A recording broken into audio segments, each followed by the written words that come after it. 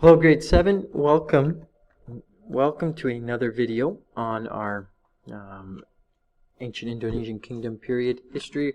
To go back over it, we quickly learned about the Kutai kingdom, and now we are on to the Majapahit kingdom. As we do this research or this learning, we are following research questions, guided questions, or questions to guide our learning and to guide the direction that our research will go. And that is very important because it is being modeled for you now so that you can apply it to your own project in a week or two when we get started on it. So here we are, we're at the Majapahit kingdom. We had just looked at some of the artifacts that prove the existence of the kingdom, the temple, and the temple, which I think is called Banika Tinggal Ika. It was built in the area of the Hindu one. Can't remember anything else about it. However, from this book, these two books that were written, we get the symbol that you can find. It's the Indonesian symbol that goes on to the different things that they have Indonesian symbols on. I'm looking up at it right now. I can see it in my classroom, and so it's there. I'm not sure exactly the name of it today, but it's the Suraya Majapahit. Unity in diversity, as they say. The famous fruit, maja fruit, means bitter fruit, but it is also what the kingdom is named after. So as you see that thing, it's like a basketball. It's the size of Iberiska's head. It is a fruit that grows in this valley area near Sriwijaya, I think, or we'll get there. Surabaya. Not Sriwijaya, Surabaya. And so the kingdom is named after this because the first king, or there was a kingdom called the Sriwijaya kingdom, or no, the Singasori kingdom was the strongest one before this kingdom. It was the greatest one before the Majapahit kingdom. But it was named for the beginning, so this fruit was used to be named for the beginning of the Majapahit kingdom because it stemmed out of the Singasori kingdom, which was the strongest before, and it became a competitor. It became a nuisance with the Chinese, as the Chinese were more imperial back then. The Silk Road was in full motion. There's trading all through Indonesia, wood, spices, all those things going back and forth to them, and the Chinese emperor demanded that the Singasori kingdom pay them tribute, and so in a response to the Chinese refusing to pay, or the Singasori kingdom refusing to pay the tribute to China, they sent these delegates like, why haven't you done this? We're going to come and we're going to kill you. They sent some officials to the Singasori kingdom. The Singasori kingdom has them come. They cut off the people's ears, and then send them back. This makes China really mad. They come in and they attack. Okay, they're very mad. So the first king of the Majapahit kingdom is Maharaja Rudanwijaya. Okay, the greatest king was Majahayan Wuruk with his sidekick Mahapatit Gujamada. If you need spelling for that, you can ask me in class. But the first king was the son of the king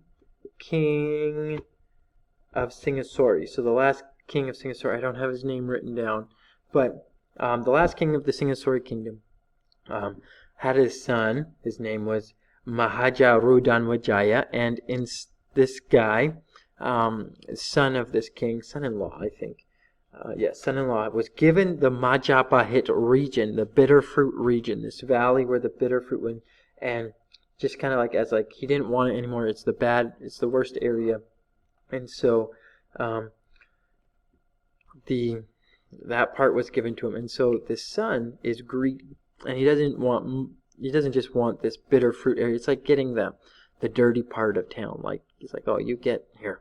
I don't really like this. You can have this as yours. And so King Maharaja Rudanwijaya, wow, that's pretty was greedy, and in 12,093, so add this, or 1293 AD, add this to your timeline, 1293 AD, he, King Mahajan Wijaya, attacked, killed his own dad, and became king of the Majapahit kingdom, but of the Singasori kingdom.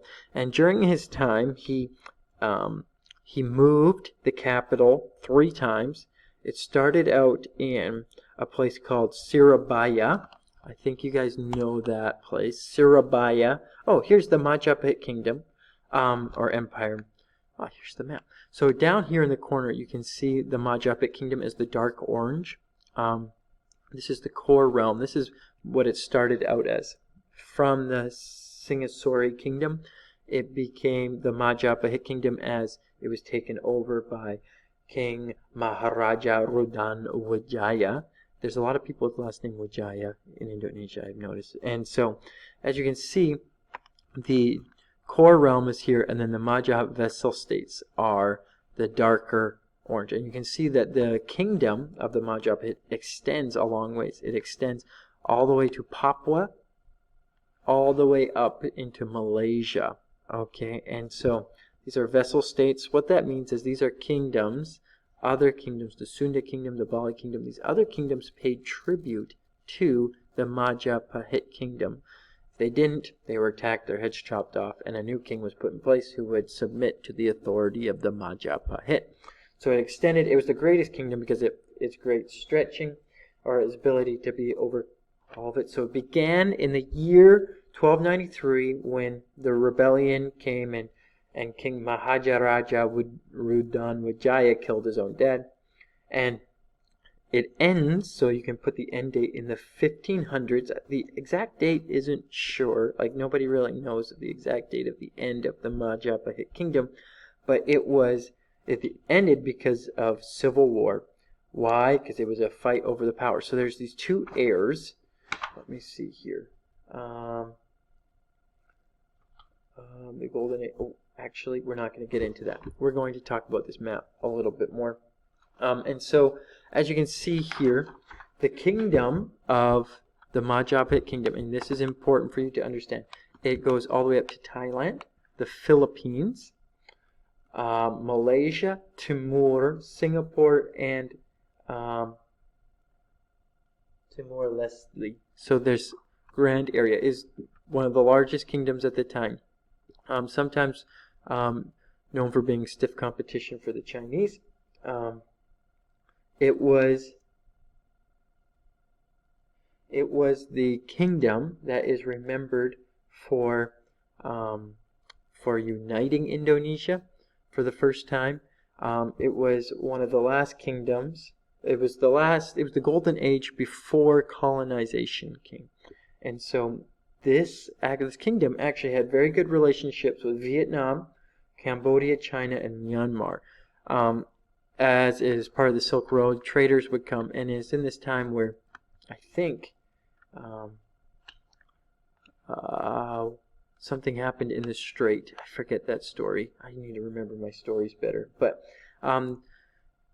there's a strait where Singapore is right now, and as the rest of the world started moving into colonization, imperialism, the empire of the Majapahit was very firm and established during that time. So Majapahit, so the Majapahit had an oath not to eat the fruit until Indonesia was united, and so the Sampai Pulapa was the name of the oath taken by the greatest king, Mahajan Wichapunaya, and his Hayam Warnuk. The greatest king, Haram Warnuk, took this oath saying, I'm not going to eat of the fruit. So the Majapahit is a fruit. So I'm not going to eat of our fruit until all of the kingdom is united. And that is the golden age of the reign, is also when the Maharaja Wayan Woruk was king. And so the Golden Age begins at the beginning of his reign. Waranyahuk was very powerful, big-time king. Part of being a king back then was they had they had a wife, but they also had concubines. These are people who are like girlfriends, mistresses. They live with the king. They're like his extra girlfriends. And so he had a lot of concubines, and his wife the queen of the Majapahit kingdom did not bear a son to inherit the throne. So his daughter, through his wife, was married to one of the cousins. His name is Wakramanyanyao. Okay, and they want the kingdom after their dad dies. And then one of the concubines of King Huanyamunuk had a son whose name was Horaboinyanumu, who was a son. And it's the son of the concubine and the daughter of the queen who end up having a civil war that lasts for years, that's fought between the two, and eventually through basically pillaging and devastating their own country, from the Golden Age to rags, okay, the daughter eventually wins, had the soldiers, had the power. The civil war is called the Paraging War. It lasted from 1405 to 1406. And so that is the kingdom. Who was the first in the greatest kingdom? Oh, man. So here's the names of the spelling of these people. So, most famous sidekick. We talked about this. Where was its reach and its power? It started here. 3 different capitals. It moved around, right? So 3 capitals. One started in Surabaya, which is right in here someplace. I'm not so great at Indonesia. I've never been down there. And then it was moved to the red dot, which is now Terawalan. That was the second place. And then it was moved again to South Kudiri Garawana. I don't know why it moved so much, but that isn't something that's out of the ordinary with kingdoms.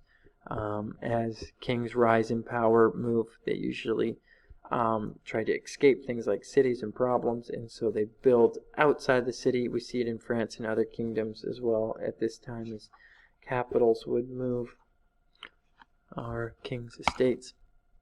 When was it started? When did it fall?